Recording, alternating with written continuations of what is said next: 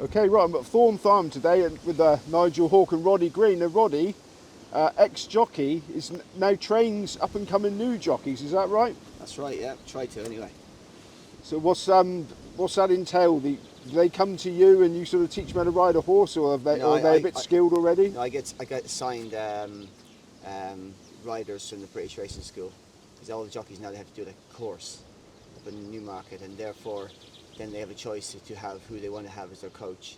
So I know quite a few of them from pony racing and point to pointing. So when they do the collegiate jockeys courses, because I know them well, they tend to plug for me, you know.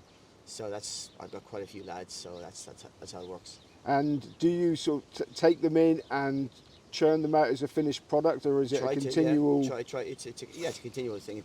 I have them for sometimes averagely I'd say about 3 years. It takes about to lose their from the £10 claim down to £3, and to ride the claim out properly. It's about 75 winners. And would something like the new whip rules, would you be able to sort of retrain the jockey to adhere to them, that sort of thing? All the time. We were doing it all the time now, because it's such a, I wouldn't say toxic, but it's been very, very difficult to try and change people who've used their whip a certain way for such a long time, to change it back a different way. So listen, it doesn't matter. It's going to be fine. Racing would look better for us, and they know that. It's just trying to change old habits, isn't it? And for new jockeys coming to you, you obviously teach them 100%, exactly yeah. that. They're way. going to be fine, because they're going to have the right rules, and they'll be really, really good with the whips, and they'll be very they'll ride with a lot more, well, sympathy, I suppose. And how difficult is it when being an ex-jockey, both of you yourselves, when you're in the heat of the moment and it's a battling finish, it's a big race, how difficult is it going to be for them to like count? Well, they'll have to, because the penalties are severe as hell. They really are. And there's a lot of lads at the moment who have had holidays already, and they're reeling. They don't like it, so it's going to work.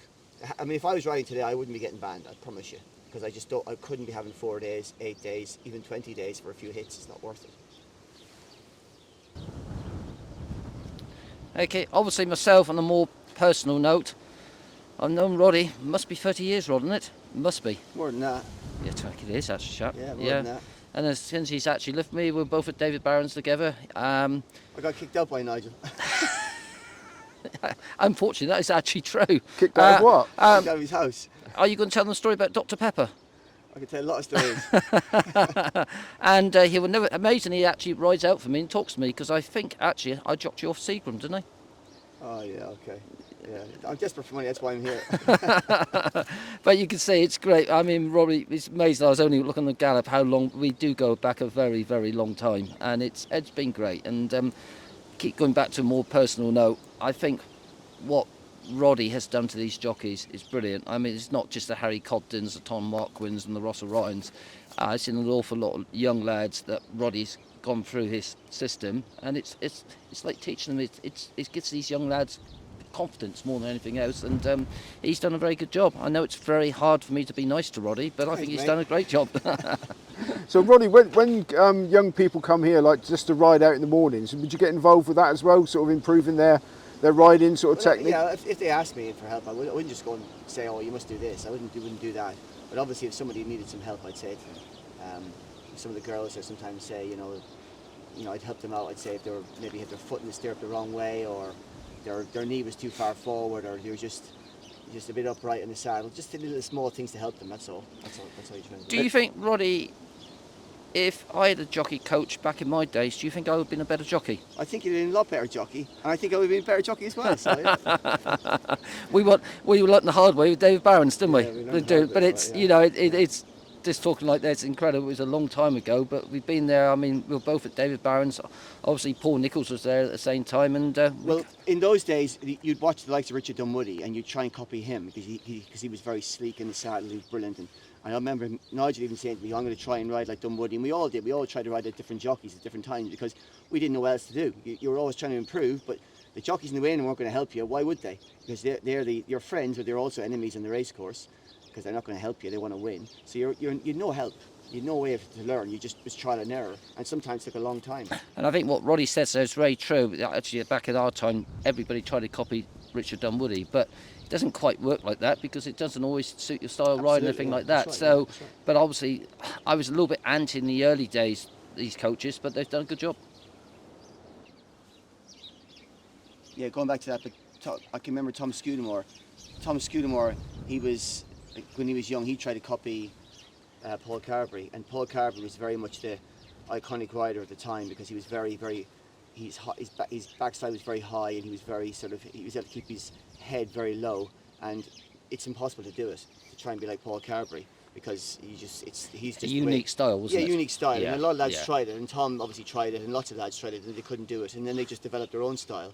And But that's what you had to do back in Yeah, in and those I said, days. to be fair, Roddy, going back to the Richard Dunwoodies, he was just a one-off, A an one-off, absolute yeah, natural. And as you said, that was what we were lacking. We were lacking somebody in the background. It's when you had a good day or bad day, especially bad days, come back and have a third person Yeah, to speak to. That's the good thing with this, the coaching, is because there's a lot of bad days in racing. There's a lot of things, and a lot of jockeys ringing me 6-7 times a day over anything.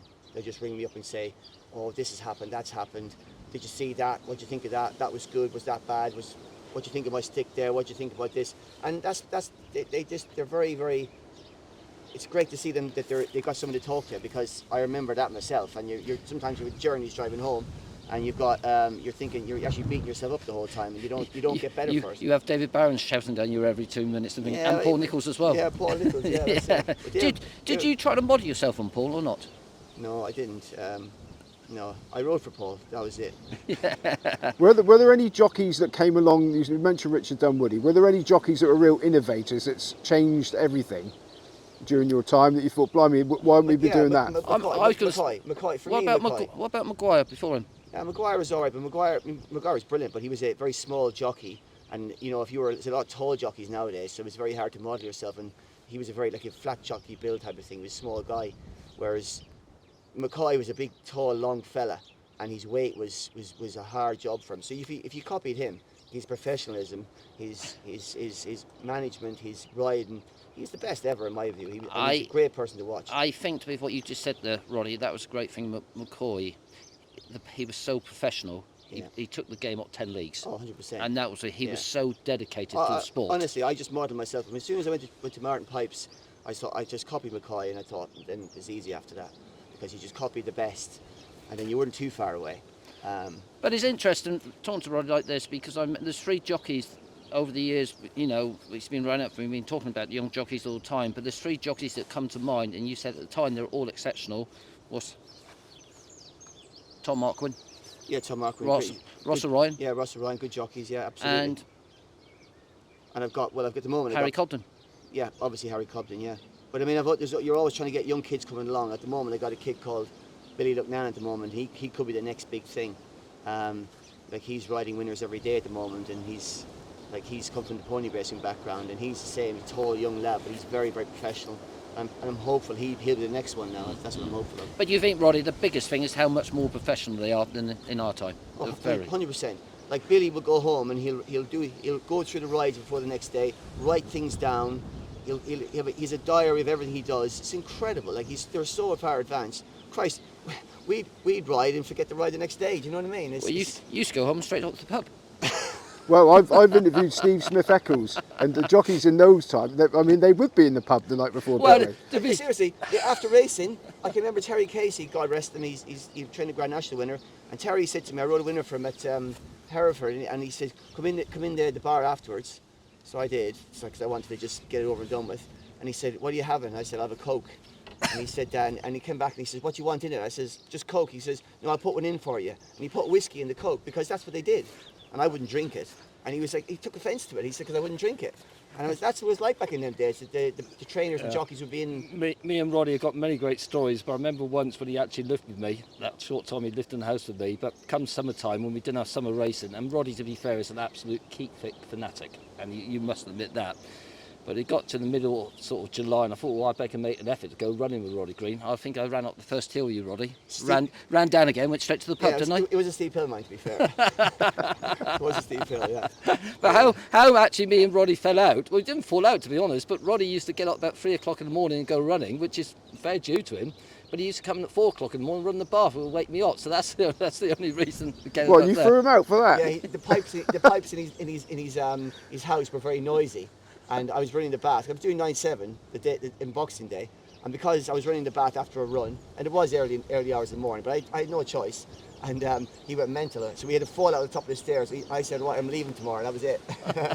But we won't mention Dr. Pepper. Poor old Roddy was getting up one in the middle of the night one to the ride horse called Dr. Pepper at Fontwell, wasn't it? 9-7? Well, no, I was at Sagefield the day before, and I got a message from David Barnes in the old days on a what you call answer phone thing, saying I had a ride tomorrow for him at Newton Abbot, because I didn't know. I got in the scales, I was 10.4. So I did 9.7 the next day, so I went running around Leominster town, because I was working for Richard Lee at the time, and I ran for about 2 or 3 hours. Got back home, I was about 9.7. I got at least 5 or 6 more to go. Got to the races, sweated in the car down there from Hereford, got to Newton Abbot and ran around the course a few times.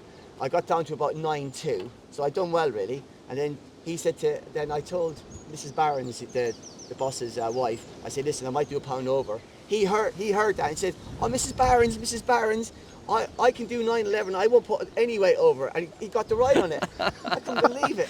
I thought he was a nice bloke. I know you find it hard to believe, but it's actually true. He didn't win, thank God. I'm delighted he didn't win.